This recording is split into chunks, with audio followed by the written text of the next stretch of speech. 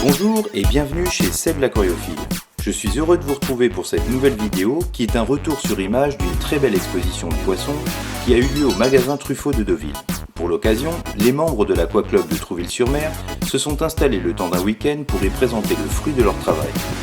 C'est avec Jacques Sabatier que nous allons faire le tour de cette exposition où nous découvrirons des poissons de sélection comme les guppies ou les xyphos, mais aussi des poissons de forme naturelle qui pour la plupart sont en voie de disparition ou voire disparus dans leur milieu naturel. Je vous laisse donc en compagnie de Jacques Sabatier, membre très actif de cette association, pour nous présenter l'exposition de l'Aquaclub de Trouville-sur-Mer, deuxième édition. Donc l'exposition qu'on a en ce moment chez le magasin Truffaut, ça représente les différentes activités de l'Aquaclub de Trouville. On y retrouve une partie d'élevage liée à la sélection pour faire des concours et une partie qui est au maintien d'espèces sauvages et de manière à ce qu'on les garde suivant leurs critères sauvages. Alors vous avez ici la partie qui est celle des concours, avec différentes formes de poissons, 4 formes différentes qui sont élevées par l'Aquaclub de Trouville. Le triangle, le piquet, alors là vous avez l'épée basse et ici vous avez la queue ronde.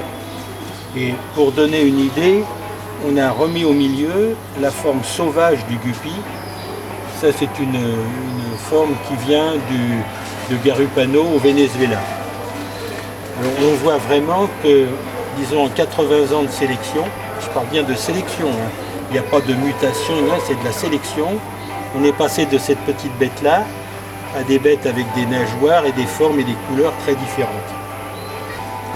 Sur le dernier aquarium, on a mis un autre poisson de sélection qui fait partie d'autres concours qu'on appelle les concours XMP, c'est-à-dire Xypho molliplati. Et là vous avez un mâle, le Xypho, à grande voile. Alors c'est un poisson qui est stérile et donc pour obtenir ces formes-là, on est obligé de repasser par une femelle qui présente génétiquement la possibilité d'avoir des grandes nageoires et un mâle normal. Et donc ensuite, tout est une question de sélection dans les petits. Et pourquoi il est stérile du coup? Alors il est stérile parce que ces poissons-là sont des poissons vivipares dont la reproduction se fait pour les mâles avec un gonopode. Or, le fait d'avoir ces nageoires très développées, on fait que le gonopode s'est trop développé et il n'est plus opérationnel. Donc il est stérile. Bien, au-dessus, c'est des poissons qui, eux, alors, sont de forme naturelle. Ce sont des kilis. Alors, autant ceux du bas étaient des ovovivipares, ceux-là sont des ovipares, c'est-à-dire qui pondent des œufs. Et donc, ils ont des mœurs très différentes.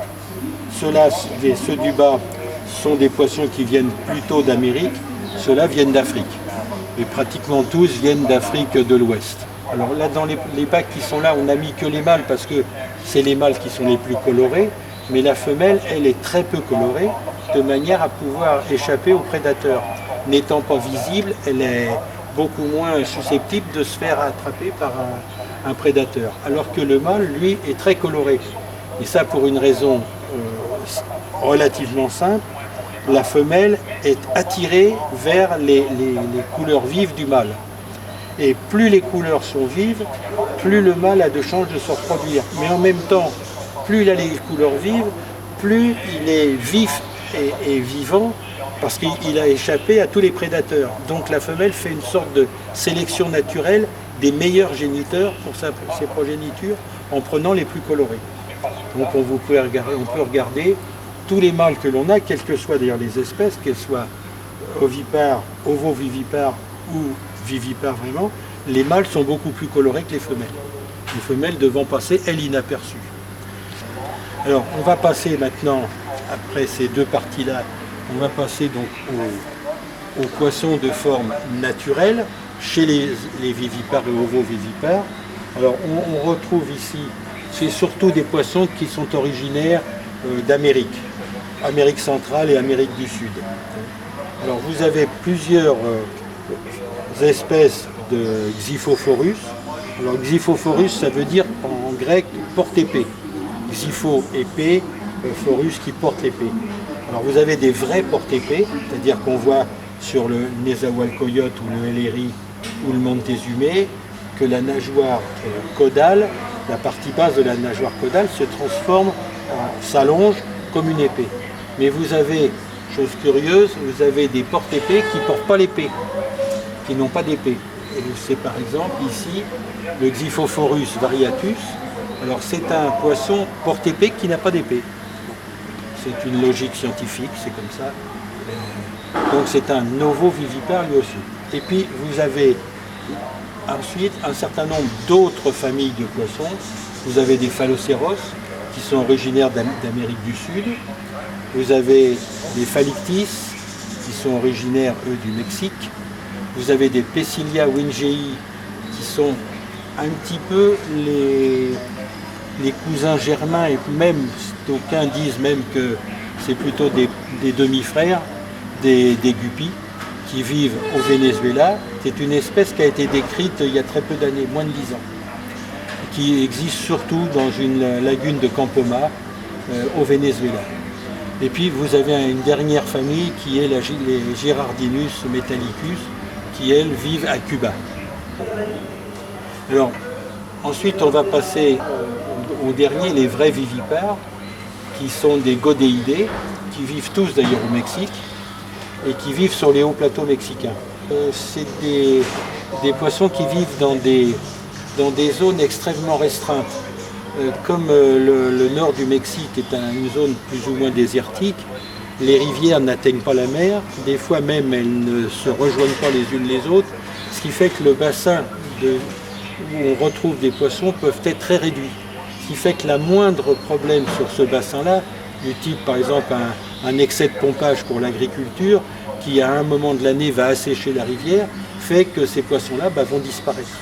Et malheureusement, parmi les godéidés, plusieurs espèces dans les 30 dernières années ont disparu de la nature. Heureusement, des amateurs aquariophiles en avaient dans leurs aquariums, et dans certains cas, on a même pu réintroduire, pas dans leur milieu naturel, parce que celui-là reste encore trop risqué, mais au moins dans une mare artificielle, on a pu en réintroduire à l'état dans la nature. Alors vous avez deux autres espèces qu'on retrouve un petit peu plus loin, qui elles alors sont des espèces qui ont totalement disparu. Scyphia francaisea est une espèce qui a disparu depuis plus de 50 ans, puisque les derniers spécimens ont été récoltés en 1970. C'est un joli petit poisson qui existe toujours à l'état d'aquarium, dans les aquariophiles, mais qui n'a pas été réintroduit. Alors que celui d'à côté, Zogoneticus tequila, est un poisson qui lui a disparu plus récemment, en 2013, on a récolté les derniers, et lui c'est celui-là qui a fait l'objet d'une réintroduction dans un étang artificiel, de manière à en surveiller la croissance. Il y a une association, qui est disons un groupement de scientifiques et d'amateurs qui s'est constitué il y a une dizaine d'années, qui s'appelle le GWG, qui est un groupement de gens qui ont décidé de sauver les godéidés. Ça s'appelle Godeid Working Group, dont le président, du moins le président fondateur, ou celui qui s'en occupe le plus, est le directeur de l'aquarium de Vienne en Autriche, et avec une